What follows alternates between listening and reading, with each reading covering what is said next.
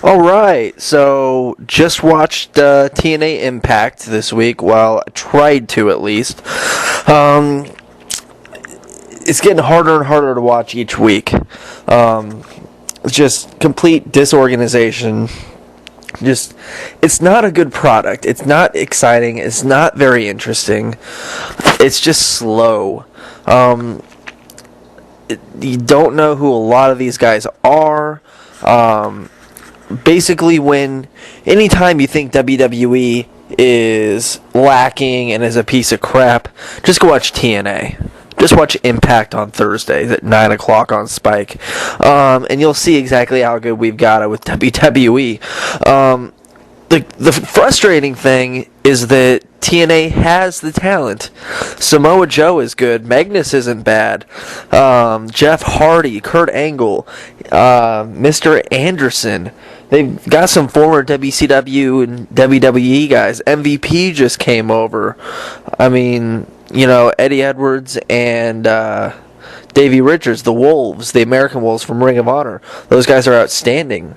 I mean, they've got the talent. They've got what it takes. It's just, creative is just awful. A lot of these guys that have been there, they don't know how to cut a promo. They're not good actors. They're not good with the mic.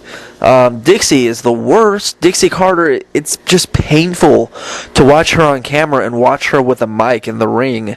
It's like a bad high school play.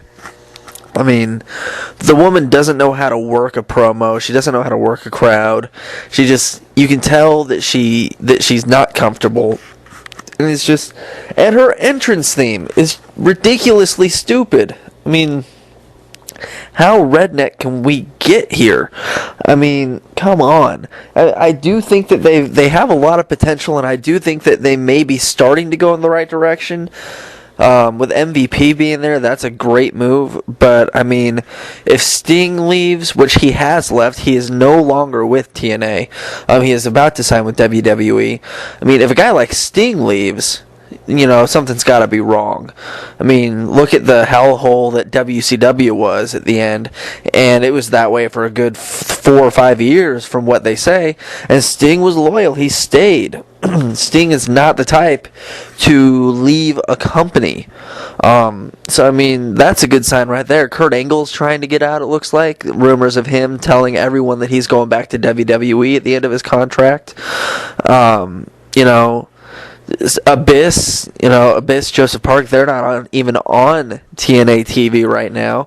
That's a horrible move because with the state of TNA, they need as many guys on camera as they can get, which is another reason why WWE they're just idiots for letting CM Punk go, because the less household names, the less superstars and power players you have on TV at all times, the less good your product is going to be. And right now TNA is a prime example of that. It's very similar. It reminds me of what WCW was in the end. That TNA talks about trying to compete with WWE, maybe moving to a different night. That would be career suicide for them because they don't have what it takes to compete with WWE right now. Where if they were to, offer some of the WWE guys enough money to jump ship like WCW did in the 90s, and move to Mondays and bring in the right guys, maybe sign some Ring of Honor guys or some New Japan guys that really, really know how to wrestle, really, really know how to cut a promo. They could really maybe make an okay run at WWE, but it's amazing that they can pack an arena right now, even a small arena, with how bad their product is. I don't understand how anybody can be a fan of it. I've been a diehard wrestling fan since I was in middle school, and if I can't watch a wrestling program all the way through without shutting it off, something is wrong. Something is really wrong. I mean, you've got EC3, who he did NXT and WWE under a different ring name. He's good. I mean, they've got some okay storylines. The Sting versus Dixie thing was okay. The Kurt Angle EC3 storyline is good. I don't know why Jeff Hardy decided to go back to TNA. I mean, he was teasing a WWE return at the Royal Rumble. What happened to that? I don't know why MVP even decided to go to TNA with how just ridiculously horrible the product is. Samoa Joe is loyal to the company. They've got loyal guys, but if those guys were smart, they would make a good career move, take the money, and go to WWE. However, they might be good on TNA, but are they good enough for WWE? That's the question. And if they're not good enough to be, with the big dogs in WWE, then they shouldn't be in a top-ranked professional wrestling promotion anyway. They should be down in the indies. It's like TNA is like the Chicago Cubs of pro wrestling. They'll sign whoever and give them a shot, and they're like the amateur leagues. It's a complete mess. It's just bland. It's bland and it's boring with a couple shining moments and a couple highlights. It's just, even the WWE chants are starting to come into TNA. You get the what chants, stuff like that. You get that. And just the fact that they can't come up with their own storylines. They use so many WWE storylines. They use the Money in the Bank storyline. With the briefcases, you can cash in for the title shot. Straight out of WWE playbook. Gail Kim and Lady Tapa, that's AJ and Snuka. That's AJ and Tamina right there. It's just, just a lot of the ring names and gimmicks are just the bromance. Really, it's a high school, middle school wrestling. It's family friendly. If you think WWE is PG, watch TNA. If WWE is PG, TNA is G. It's like Disney wrestling. It's not edgy. It's not crossing the line. It's too safe.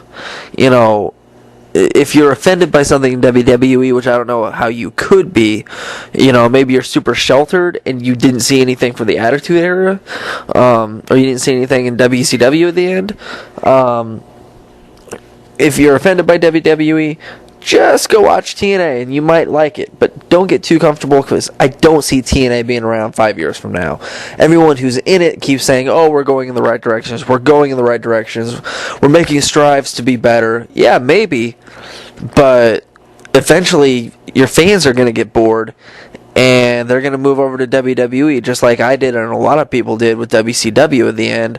The last 2-3 years jumped over to WWE, or like we all know it, WWF. It's just, for the love of God, take Dixie Carter off of TNA TV. Keep her behind the scenes. She's trying to be Vince McMahon, but she sucks. It's a horrible, they're just generic in every way. Hopefully TNA shapes up and hopefully they can make some turns. They make some good, they turn it around every couple of years or so for about 4 or 5 months and then bam, right down the shitter once again. Come on. Just figure it out. Give us something good. Give us good alternate for Thursday nights. We've got WWE on Mondays. We got WWE on Fridays. We got the WWE Network. This is the wrong time for TNA to really be, shitty. With the WWE Network and people able to watch WWE programming 24/7, TNA needs to see that as an opportunity to really, really step it up, especially with the NXT, really picking up some steam. So let's see what TNA can do. Let's keep giving them a chance. But I don't know about you. I'm getting kind of sick and tired of waiting with TNA. Sound off in the comments. Let me know what you think.